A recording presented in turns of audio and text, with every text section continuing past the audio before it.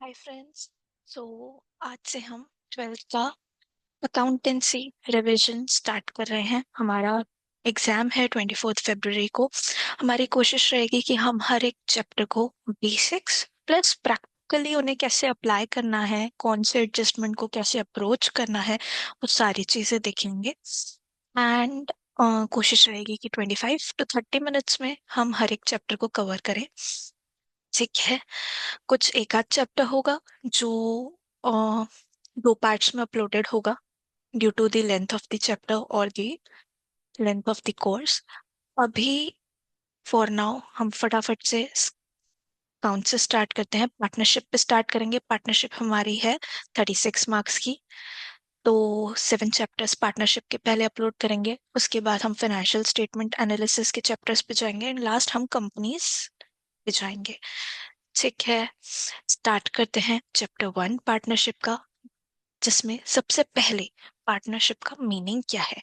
Partnership जो है Indian partnership act 1932 में गवर्न हो रही है। एंड दो या दो से ज्यादा लोग मिलके जब एक अग्रीमेंट करते हैं एक बिजनेस करने के लिए, उसे हम पार्टनरशिप कहते हैं, जिसमें हम बहुत सारी चीजों पे डिस्कस कर लेते हैं कि प्रॉफिट्स कैसे शेयर करना है। वो सारी चीजें हम एक पार्टनरशिप डीड में लिख लेते हैं।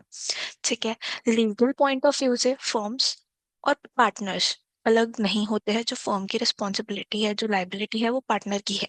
लेकिन अकाउंटिंग जब हम करते हैं तब हम सेपरेटली करते हैं, तब दोनों डिफरेंट एंटिटीज हैं, ये कंसिडर करके हम अकाउंटिंग करते हैं। ठीक है। तो इसी इंडियन पार्टनरशिप एक्ट 1932 में कुछ प्रोविजन सेट किए गए हैं सारे टर्म्स पे। ठीक है। जब किसी भी टर्म को आप पार्टनरशिप डीड में स्किप कर देते हो, उसके बारे में कोई मेंशन नहीं करते हो, तो बाय डिफॉल्ट हमारा पार्टनरशिप एक्ट अप्लाई कर जाता है। और उसमें जो भी चीजें हैं हमें फिर वैसे ही फॉलो करनी होंगी। तो लेट्स से पार्टनर ने फर्म को लोन दिया या फर्म ने पार्टनर को लोन दिया। ठीक है। दोनों केसेस में अगर डीड में इंटरेस्ट रेट मिसिंग है तो 6% पर एनम फॉलो करना है। हमने प्रॉफिट्स और लॉसेस कैसे शेयर करने हैं उसके बारे में कुछ नहीं लिखा है, तो हमें इक्वल डिस्ट्रीब्यूशन करना है। Interest on capital, interest on drawing, remuneration, ये सारी चीजें अगर डीड में नहीं है तो आप नहीं चार्ज कर सकते हो, नहीं अलाउ कर सकते हो, नहीं देनी नहीं लेनी। एडमिशन ऑफ पार्टनर, अगर किसी नए पार्टनर को एडमिट करना है तो सारे के सारे पार्टनर को अग्री करना पड़ेगा। एक भी डिसअग्री करता है तो you can not admit new partner. Main provisions, इस पे भी क्वेश्चंस बन सकते हैं हमारे। लाइक लेट्स से कोई सिचुएशन देंगे और उसमें कहेंगे कि हमारी पार्टनरशिप डीड में कुछ भी नहीं गिवन है या कुछ एक आध चीज गिवन है। अभी पार्टनर्स ये डिमांड कर रहे हैं कि उन्हें इंटरेस्ट ऑन कैपिटल मिलना चाहिए, इंटरेस्ट ऑन ड्राइंग मिलना चाहिए, रेम्यूनरेशन मिलना चाहिए। तो आप बताओ मिलना चाहिए नहीं मिलना चाहिए। पार्टनरशिप डीड में इंटरेस्ट ऑन लोन के बारे में कुछ नहीं कहा है। तो क्या इस पार्टनर को इंटरेस्ट मिलना चाहिए? हाँ मिलना चाहिए, 6% पर एनम पे मिलेगा। पार्टनरशिप डीड में 10% लिखा हुआ है, तो किस रेट पे मिलना चाहिए? 10% पे मिलेगा, क्योंकि पार्टनरशिप डीड में लिखा है। ठीक है। कुछ क्वेश्चंस ऐसे भी होंगे जब हम आगे देखेंगे, तब हमें एक आध इन्फॉर्मेशन मिसिंग होगी। जब मिसिंग है तो हम क्या कंसिडर करेंगे? इन्हीं प्रोविजंस को कंसिडर करेंगे हम। ठीक है। नेक्स्ट टॉपिक है हमारा चार्ज अगेंस्ट प्रॉफिट क्या है, अप्रोप्रिएशन ऑफ प्रॉफिट क्या है। अब जो भी चीजें हैं वो डिवाइडेड है दो हिस्सों में। एक पहला हिस्सा जिसको हम एक्सपेंस की तरह ट्रीट करते हैं और वो P&L अकाउंट में डेबिट होगा ही होगा, इररिस्पेक्टिव ऑफ फर्म को प्रॉफिट हो रहा है या फर्म को लॉस हो रहा है। सो वो क्या चीजें हैं? Interest on loan by partner to partner. अगर पार्टनर ने लोन दिया है, पार्टनर्स को लोन दिया है, दोनों केसेस में इंटरेस्ट चार्ज करना है, इंटरेस्ट लेना है, अलाउ करना है, वो P&L में जाएगा। वो एक एक्सपेंस है, चार्ज अगेंस्ट प्रॉफिट है। आज पार्टनर ने मुझे कोई जगह काम करने के लिए दी है, मैं बाहर भी रेंट पे कर दी, मैं पार्टनर को भी रेंट पे करूंगी। फर्म को प्रॉफिट हो रहा है नहीं हो रहा है कोई मतलब नहीं है, ये एक ऐसा एक्सपेंस है जिसे हमें P&L में चार्ज करना ही करना है। ठीक है। मैनेजर्स कमीशन, मैनेजर हायर किया है, उसकी कोई कमीशन उसको अग्रीमेंट करी हुई है, तो वो उसे हमें देनी ही देनी है। को चार्ज अगेंस्ट प्रॉफिट और एक्सपेंसेस जिनको P&L अकाउंट में डेबिट करते हैं, इररिस्पेक्टिव ऑफ फर्म को प्रॉफिट हो रहा है या फर्म को लॉस हो रहा है। Next is appropriation of profits. Appropriation of profits में हम प्रॉफिट्स को अप्रोप्रिएट डिस्ट्रीब्यूट कर रहे हैं। तो हमारे पास पी एंड एल अकाउंट में जो भी नेट प्रॉफिट नेट लॉस बचा, उसे हम कैसे और कहाँ कहाँ डिस्ट्रीब्यूट कर रहे हैं, वो हम बनाते हैं P and L appropriation account में। वहां हम क्या दिखाते हैं, डिस्ट्रीब्यूशन ऑफ प्रॉफिट्स। जैसे कि अगर नेट प्रॉफिट बचा पी एंड एल में, उसे हम ट्रांसफर करते हैं पी एंड एल अप्रोप्रिएशन में। फिर उस प्रॉफिट से हमने पार्टनर्स को इंटरेस्ट ऑन कैपिटल दिया, कितना दिया, पार्टनर्स को सैलरी दिया, कमीशन दिया, कितना दिया, जनरल रिजर्व में ट्रांसफर किया, प्रॉफिट का बचा हुआ हिस्सा पार्टनर्स के कैपिटल अकाउंट में डिपॉजिट किया, ट्रांसफर किया। इंटरेस्ट ऑन ड्राइंग्स ली हमने, कुछ पार्टनर्स ने कुछ ड्राइंग्स करी थी, drawings against profit not against capital. ठीक है, ये भी एक डिफरेंस है, हम आगे पढ़ेंगे कि ड्राइंग्स अगेंस्ट प्रॉफिट क्या होता है, ड्राइंग्स अगेंस्ट कैपिटल क्या होता है और किसको कैसे ट्रीट करना है। तो ये चीजें मेरी अप्रोप्रिएशन ऑफ प्रॉफिट है, ना कि चार्ज अगेंस्ट प्रॉफिट। अगर मुझे नेट लॉस हो रहा है पीएनडल में, तो मैं इंटरेस्ट ऑन कैपिटल नहीं दूंगी, सैलरी नहीं दूंगी, कमीशन नहीं दूंगी, जनरल रिजर्व में तो ट्रांसफर कर ही नहीं सकती। प्रॉफिट की जगह लॉस डिस्ट्रीब्यूट करेंगे।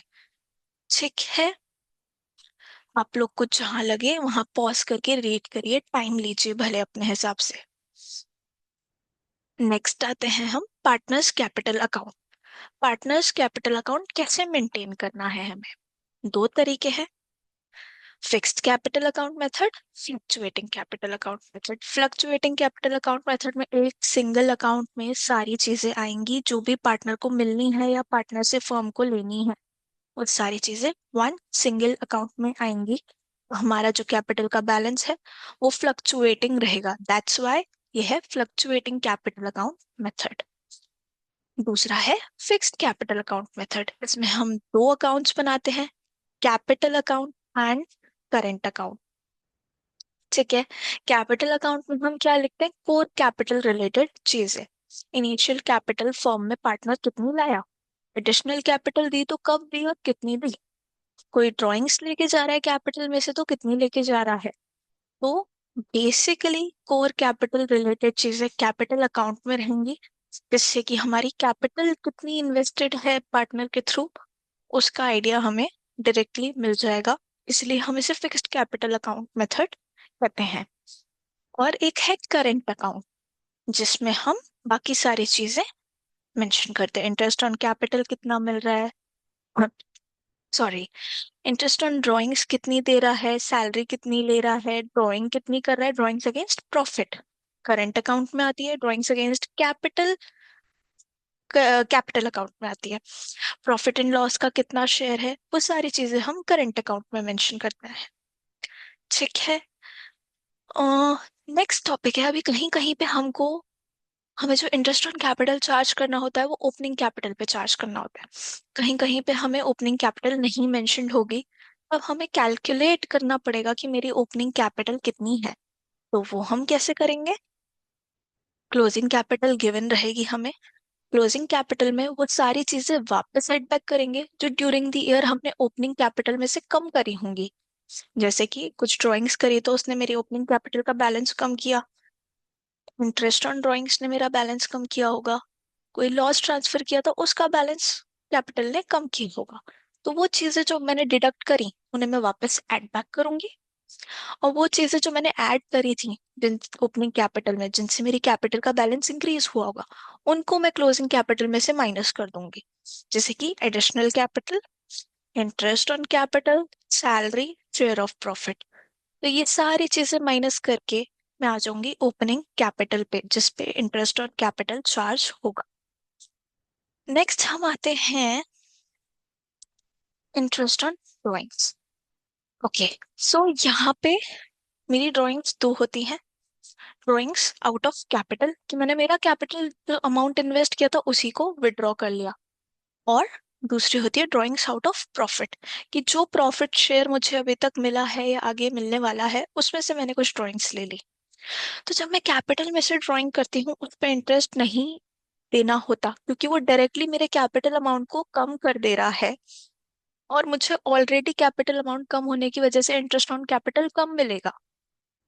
परफेक्ट। आज मैंने 100 रुपीज की कैपिटल लगाई थी, उसमें से 10 रुपीज की ड्रॉइंग्स कर ली, तो मुझे 90 रुपीज पे इंटरेस्ट मिलेगा, 100 पे नहीं मिलेगा। तो मुझे ऑलरेडी कैपिटल में से ड्राइंग कम करने पे इंटरेस्ट ऑन कैपिटल कम मिलने वाला है, तो उस पे इंटरेस्ट ऑन ड्राइंग नहीं देना मुझे, 2 बार चार्ज नहीं देना मुझे। नहीं, जब मैं ड्राइंग्स आउट ऑफ प्रॉफिट कर रही हूँ तो वो मेरे कैपिटल को नहीं इम्पैक्ट कर रहा, इसलिए मुझे इंटरेस्ट ऑन ड्राइंग्स फर्म को देना है। अब ड्राइंग्स दो तरीके की हो सकती हैं अगेन, इरेगुलर, रेगुलर। इरेगुलर मतलब कोई भी अमाउंट कभी भी विड्रॉ हो रहा है, कोई फिक्स्ड पैटर्न नहीं है। रेगुलर ड्राइंग्स जहाँ पे इधर मैं फिक्स्ड अमाउंट या डिफरेंट अमाउंट भी एक फिक्स्ड टाइम इंटरवल पे विड्रॉ करें, या हर महीने की बिगनिंग में, हर क्वार्टर की बिगनिंग में, पहले 6 महीने में, आखिरी 6 महीने में, ठीक है। तो वो होती है मेरी रेगुलर ड्राइंग्स। इरेगुलर ड्राइंग्स जब हम करते हैं तो हम प्रोडक्ट मेथड यूज करके इंटरेस्ट ऑन ड्राइंग्स निकालते हैं। प्रोडक्ट मेथड कुछ नहीं है, जैसे हम सिंपल इंटरेस्ट निकालते थे बचपन में, वैसे ही हमें इंटरेस्ट ऑन ड्राइंग्स कैलकुलेट करना है। मेरी जो जो जब जब ड्राइंग है, सिंपल मेथड है, जो भी जब भी ड्राइंग करी है उस पे उस टेन्योर के हिसाब से इंटरेस्ट चार्ज करके पूरा टोटल कर लूंगी साल का। प्रोडक्ट मेथड में क्या करना है कि मुझे सबसे पहले जो भी ड्राइंग करी, सो लेट्स से 3-4 महीने हैं डिफरेंट डिफरेंट बीच में, उनमें जो भी ड्राइंग्स करी हैं, उसके बाद मेरे ईयर एंड होने में जितने मंथ्स बचे हैं या जितने डेज बचे हैं, मैं रिस्पेक्टिव ड्राइंग को उनके नंबर ऑफ मंथ्स लेफ्ट से मल्टीप्लाई करूंगी, उनका सम टोटल करूंगी और उस सम पे मेरा इंटरेस्ट निकालूंगी। एंड एक सेकेंड, सॉरी गाइस, हाँ, उस पे मैं मेरा इंटरेस्ट निकालूंगी 1 मंथ का टाइम फ्रेम कंसिडर करके, क्योंकि मैं ऑलरेडी मंथ्स को ऊपर अमाउंट के साथ एडजस्ट कर चुकी हूँ। प्रैक्टिकल देखेंगे, स्ट्रेस नहीं लेना, अभी केवल समझो क्या हो रहा है, ठीक है। एवरेज पीरियड मेथड में मैं क्या करती हूँ कि मेरी एक पैटर्न है, ठीक है। मैं हर थोड़े टाइम बाद विड्रॉ कर रही हूँ, तो मैंने पूरे साल में कितने विड्रॉ करे उस पे इंटरेस्ट रेट लगाऊंगी और एवरेज पीरियड को कंसिडर करूंगी। एवरेज पीरियड क्या है? फर्स्ट ड्राइंग करने के बाद जितना महीना बचा प्लस लास्ट ड्राइंग करने के बाद जितने मंथ्स बचे उसका एवरेज, प्लस करके दोनों को डिवाइड बाय, ठीक है। तो एक शॉर्टकट है, याद कर सको तो ठीक है, नहीं याद कर सको तो एवरेज पीरियड मैन्युअली कैलकुलेट कर लेंगे, कोई दिक्कत नहीं है। अगर मैं मंथली ड्राइंग्स कर रही हूँ and beginning of every month drawing कर रही हूँ तो 6.5 यूज कर सकती हूँ। सिमिलरली मिडिल ऑफ मंथ में हर मंथ ड्राइंग कर रही हूँ तो 6 मंथ्स को एवरेज पीरियड यूज कर सकती हूँ। यानी कि अगर मुझे कहा जाए कि मैं हर महीने मिडिल ऑफ द मंथ कुछ स्पेसिफिक अमाउंट विड्रॉ कर रही हूँ, तो जहां मेरा एवरेज पीरियड लग रहा है इस फॉर्मूला में, वहां पे मैं 6 लिखूंगी, 6/12, ठीक है।